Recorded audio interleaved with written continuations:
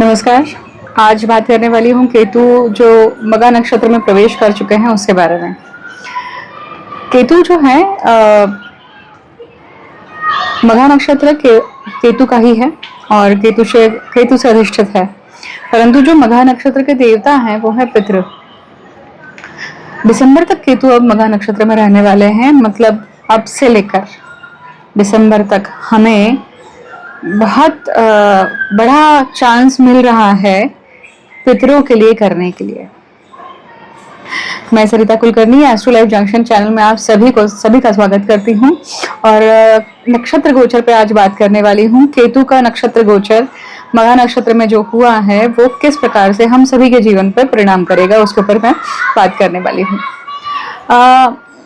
इसको समझने के लिए एक सिंपल पॉइंट्स याद रखते हैं कि अगर आपकी केतु की महादशा चल रही है और केतु की अंतर्दशा चल रही है, या मान लीजिए शनि राहु या गुरु, उसमें अगर आपकी केतु की अंतर चल रही है, या फिर केतु की महादशा में शनि गुरु राहु इनकी अंतर प्रत्यंतर चल रही है, तो ये गोचर आपके लिए बहुत इंपॉर्टेंट होने वाला है, क्योंकि ये गोचर आपको बहुत कुछ आपके जीवन में बदलाव लाने वाला है, बहुत कुछ कार्मिक चीजें देने वाला है। अब केतु के जो नक्षत्र हैं वो अश्विनी है, मघा है।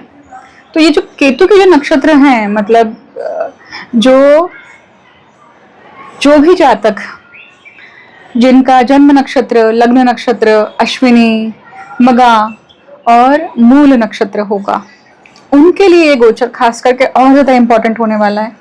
क्यों? क्योंकि इसमें सबसे ज्यादा खतरनाक या उद्ध्वस्त करने वाला नक्षत्र जो है वो मूल नक्षत्र है। मैं मूल नक्षत्र पे बहुत बार वीडियोस बनाती रहती हूँ, क्योंकि मूल नक्षत्र को समझना, उनके पास में जैसी एक अलग ही यूनिक पावर है, उसी प्रकार से सेल्फ डिस्ट्रक्टिव टेंडेंसीज भी हैं। नक्षत्र गोचर के समय बाकी दो नक्षत्रों का क्यों इंपॉर्टेंस होता है? क्योंकि वो ट्रायंगल में आते हैं। मतलब मघा नक्षत्र से ट्रायंगल में अश्विनी आएंगे और मूल नक्षत्र आएंगे। मतलब जब मघा नक्षत्र एक्टिवेट हो रहा है तो वहां पे अश्विनी भी एक्टिवेट होगा, वहां पे मूल नक्षत्र भी एक्टिवेट होगा। कैसे? नवपंचम, मतलब त्रिकोण में है, इसलिए क्योंकि 1, 5, 9 ये जो राशियां हैं, मेष राशि, सिंह राशि और धनु राशि, ये एक दूसरे से त्रिकोण में पड़ती हैं, ठीक है। और तीनों की तीनों राशियां क्या है? अग्नि तत्व की राशि है। अग्नि तत्व की राशि है, इसका अर्थ ही होता है कि जब भी कभी इन राशियों में ग्रह आते हैं तो हमें कोई ना कोई, जो हम जिस भी अग्नि से हम पीड़ित होते हैं, उस अग्नि से संबंधित हमारे कर्म बंधन है वो हम परफॉर्म करते हैं या फिर भोगते हैं या फिर उस पेंडिंग कर्म को पूर्ण करते हैं।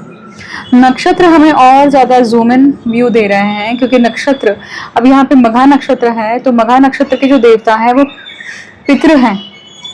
मतलब जैसे ही अगर हम पूरी तरह से सरेंडर्ड होते हैं नेचर को, नियति को, तो नियति बराबर हमें वैसे ही संदेश देती है, वैसे ही हमसे चालना करवाती है कि कैसे हम पितरों की सेवा करें, पितरों के लिए तर्पण करके आए, पितरों के लिए जैसे त्रिपिंडी श्राद्ध हुआ, तो पितरों से संबंधित कैसे क्रिया कर्म हम कर सकते हैं उसकी हमें क्लूज देती है नियति। अगर हम पूरी तरह से इस विषय को लेकर सरेंडर होते हैं, या फिर एक जो करंट होता है लाइफ का, उस करंट को अगर हम समर्पित है तो, या जो लोग उनके सामने ऐसी कोई बात चल के आती है, कोई व्यक्ति बोल जाता है, किसी पंडित से सुन लिया, घर में किसी बड़े ने बोल दिया, तुरंत उस बात को सर पे ले लेते हैं, इम्पोर्टेंट मान लेते हैं कि बड़े बुजुर्गों ने कहा है, चलो कर देते हैं।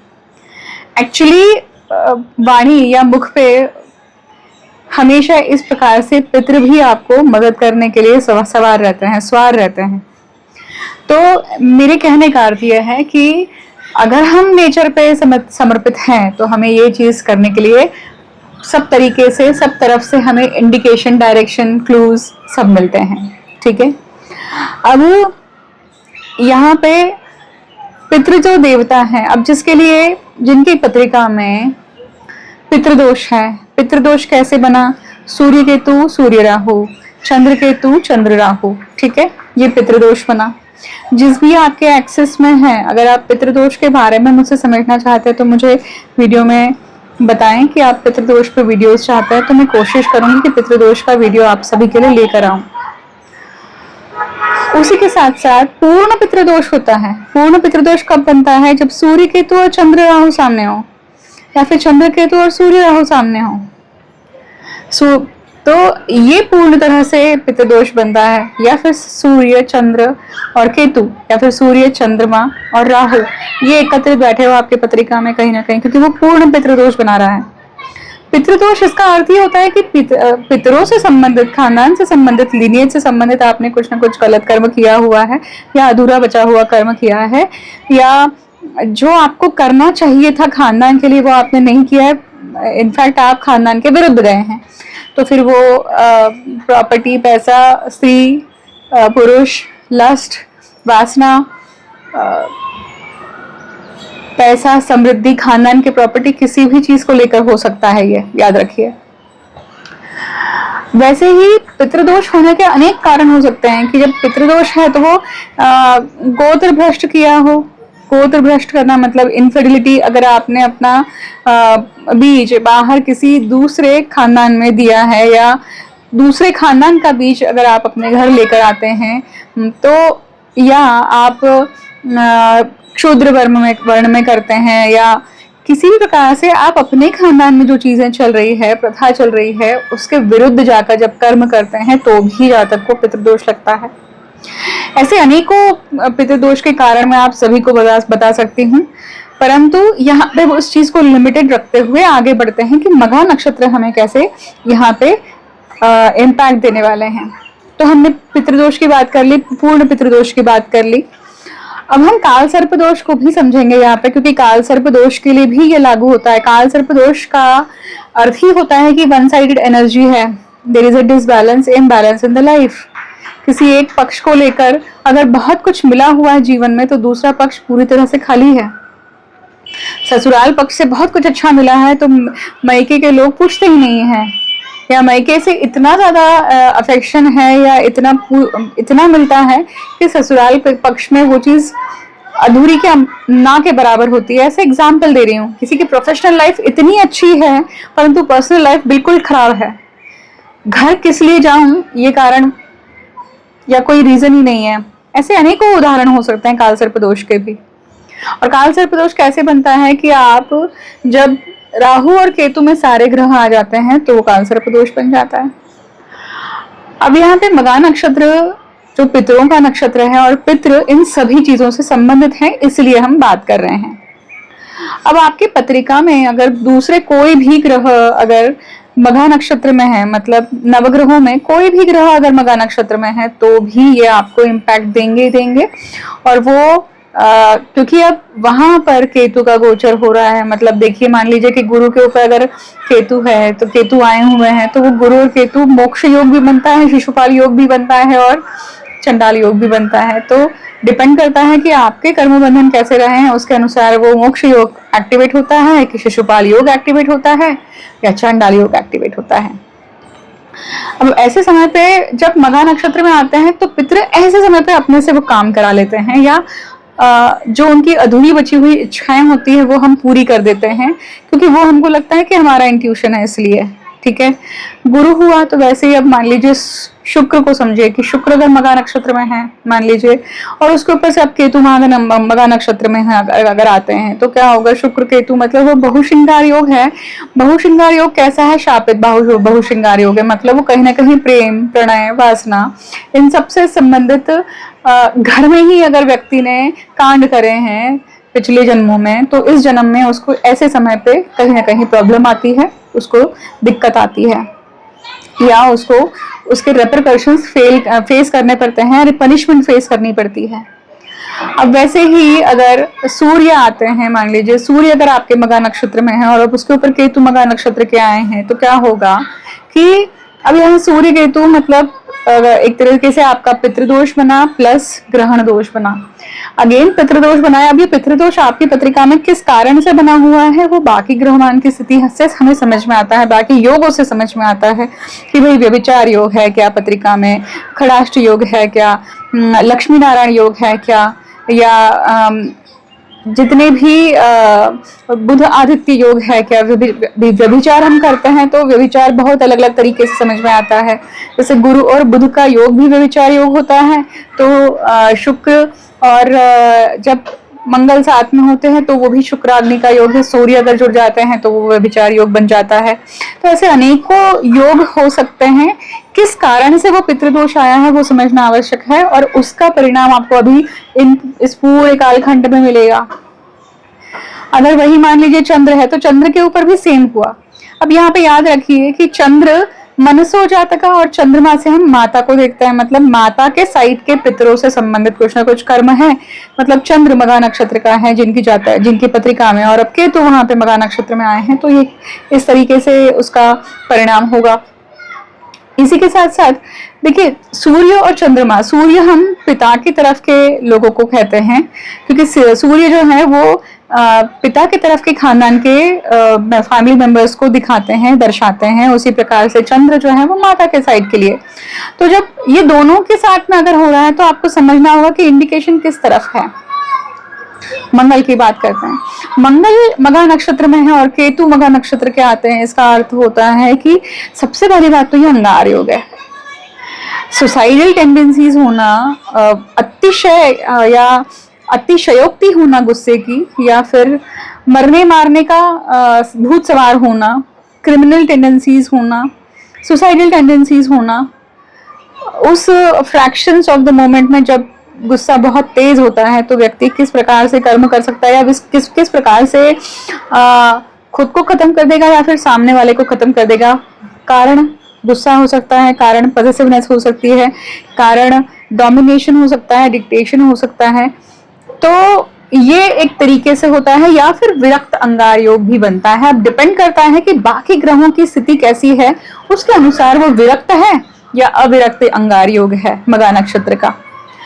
अब कौन सा ग्रह बचते हैं? शनि बचते हैं। तो शनि अगर मान लीजिए मघा नक्षत्र के हैं तो वो थ्रोन देने वाले तो हैं ही डेफिनेटली, परंतु शनि और केतु, अब शनि मघा नक्षत्र के और केतु मघा नक्षत्र के, मतलब ये क्लोजली कंजंक्शन होने वाला है पत्रिका में।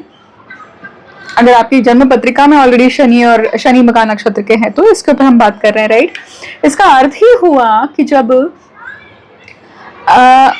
पराशर ऋषि जो है शनि और केतु की युति को पिशाच योग भी बताते हैं, और ये भी कहते हैं कि शनि और केतु जब एकत्र होते हैं किसी की भी पत्रिका में तो वो 8 से 9 साल की छोटी बालिका का भूत होता है या आत्मा होती है, ठीक है, एनर्जी होती है, जो शायद अतृप्त होकर मरी है, अकाल मृत्यु को प्राप्त हुई है, मतलब उस बच्चे के साथ में कुछ न कुछ गलत हुआ है, या फिर जल के मरी है, या किसी न किसी अजीब कारण से हत्या हुई है, मर्डर भी हुआ हो सकता है। तो जब किसी की पत्रिका में शनि केतु योग है तो ये इस तरीके का भी एक योग दिखता है, मतलब पिशाच योग भी दिखता है।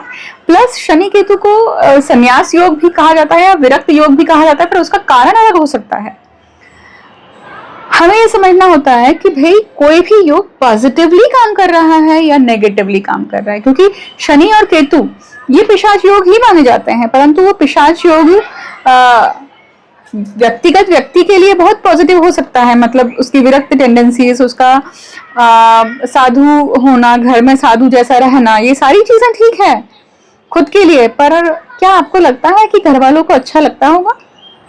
आपका होना न होना एक बराबर है, तो आपका अस्तित्व क्या उस खानदान में, आपका अस्तित्व क्या है उस फैमिली में, आपका होना न होना, आप किसी के काम ही नहीं आ रहे हैं, आप किसी में गुथे हुए नहीं हैं, आप इन्वॉल्व नहीं हैं, तो क्या होगा यहाँ पर? आपके वो सारे कर्म अधूरे रह जाते हैं, या फिर जो आपके आजू बाजू के लोग हैं उनकी जो अपेक्षाएं हैं आपसे वो अधूरी रह जाती है। इसलिए ये समय मघा नक्षत्र है, तो मघा नक्षत्र में जब तक है, इसका अर्थ है कि जब तक दिसंबर तक ये योग चलने वाला है तब तक आप क्या करें? आप पितरों के लिए करें, आप उस पिशाच योग की शांति भी कराएं। काशी मणिकर्णिका घाट पे होती है ये, और इसे करने वाले ब्राह्मण नहीं होते हैं, तांत्रिक होते हैं। तांत्रोक्त पद्धति से ही इसे किया जाता है। अब उसी प्रकार से अब और कौन सा ग्रह बचा हुआ है? ऑलमोस्ट सभी हो गए हैं। अब अगर हम बुध की बात करें, बुध बचते हैं, है ना। और बुध अगर मघा नक्षत्र में है और अब केतु मघा नक्षत्र के आ रहे हैं उसके ऊपर, तो ये बड़ा खतरनाक योग होता है। क्यों? क्योंकि बुध और केतु, मैं अपने वीडियोस में बहुत बार बता चुकी हूँ कि बुध और केतु जो है ये जैसे प्रोडिजी चाइल्ड या अलग ही लेवल की बुद्धिमत्ता देता है, उसी प्रकार से ये पैरालिटिक योग है। पैरालिटिक योग मतलब होता है कि व्यक्ति किसी एक चीज को लेकर अटक गया है जीवन में, उसकी सुई वहां पे अटकी हुई है। एज बढ़ती जा रही है, शरीर बढ़ता जा रहा है, बट व्यक्ति वहीं पे अटका हुआ है। चाइल्डहुड ट्रॉमा हो सकता है, पैसे कमाने का भूत हो सकता है, स्त्री को लेकर हो सकता है, पुरुष को लेकर हो सकता है, वासना हो सकती, कोई भी कारण हो सकता है। अब मघा नक्षत्र है, इसका अर्थ है पितृ है, मतलब पितरों से संबंधित अगर गलत कर्म किया है, घर में कोई स्त्री पसंद आ गई थी या घर में कोई पुरुष पसंद आ गया था और उसे शादी नहीं हुई है और व्यक्ति की शादी हो गई सामने वाले की, परंतु हम नहीं कर पाए। क्यों नहीं कर पाए? क्योंकि हमारा मन वहां पे अटक गया है। जीवन वैसे ही निकाल देते हैं लोग, है ना। तो ये वो योग होता है पैरालिटिक योग, पैरालिटिक बुद्धि का योग है ये, क्योंकि बुद्धि उसके बिना, उसके अलग कुछ सोच ही नहीं पाती है। ये भी एक तरीके से कर्ज होती है, ठीक है। तो अगर ऐसा भी योग है तो भी आप क्या करें? वेंकटेश, बुध के जो देवता हैं वो वेंकटेश्वर है, बालाजी है। तो जातक जो है वो अब से लेकर दिसंबर तक एक तो पितरों की सेवा बहुत करें, मतलब पितृ की शांति कराना, पितरों के लिए करना, तर्पण करना, पितृ के श्राद्ध जो हैं, जो श्राद्ध आएंगे उस समय पे, ये सारी चीजें आप करिए ताकि बुद्धि पे लगा हुआ जो कर्ज है वो धीरे धीरे हटेगा, आप अपने जीवन में आगे बढ़ पाएंगे। अब आई थिंक सारे ग्रह कवर हो चुके हैं।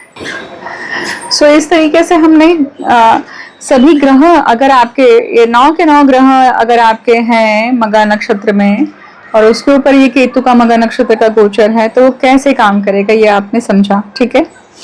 अब अगर आप मुझसे हाउस वाइज ही समझना चाहते हैं, भाव के अनुसार समझना चाहते हैं, तो मुझे कमेंट सेक्शन में बताइए। मैं कोशिश करूंगी कि इसके ऊपर अलग अलग तरीके से वीडियो बनाऊं, 12 भाव के अनुसार। अभी हमने ग्रहों के अनुसार समझ लिया। रेमेडी एक ही याद रखिएगा कि जितना हो सकता है उतना आप पितरों के लिए कर्म करें, अब से लेकर दिसंबर तक, जब तक ये केतु का गोचर है। क्योंकि आप अगर पितरों के लिए कर्म करते हैं तो जाते जाते केतु मतलब सिद्धि, मतलब पितृ यहाँ पर आपको आशीर्वाद देकर जाते हैं। आपकी जो भी सिद्धि होगी, आपने जो भी स्किल सेट एक्वायर करी है हर जन्म में, उसका वो स्किल सेट या वो टैलेंट आपके लिए इस जीवन में अभी आपको काम आएगा और उससे आपको फायदा होगा, आपका जीवन सुधरेगा, आपका जीवन समृद्ध होगा, ठीक है। यहीं पे रुकते हैं, यहीं पे बात खत्म करते हैं। आप मुझे वीडियो के कमेंट सेक्शन में बता सकते हैं कि अगर आप हाउसवाइफ मतलब भाव अनुसार समझना चाहते हैं, लग्न अनुसार समझना चाहते हैं, मैं कोशिश करूंगी कि वो बनाऊं, या फिर नक्षत्र गोचर मतलब बाकी जो 27 मतलब 26 नक्षत्र हैं उसके ऊपर ये केतु के मघा नक्षत्र का गोचर नव तारा के अनुसार कैसा होगा, ये भी आप मुझे, अगर आप सबकी रिक्वेस्ट आती है तो ही मैं इसके ऊपर वीडियो बनाऊंगी, ठीक है। यहीं पर मैं अपनी बात को विराम देती हूँ।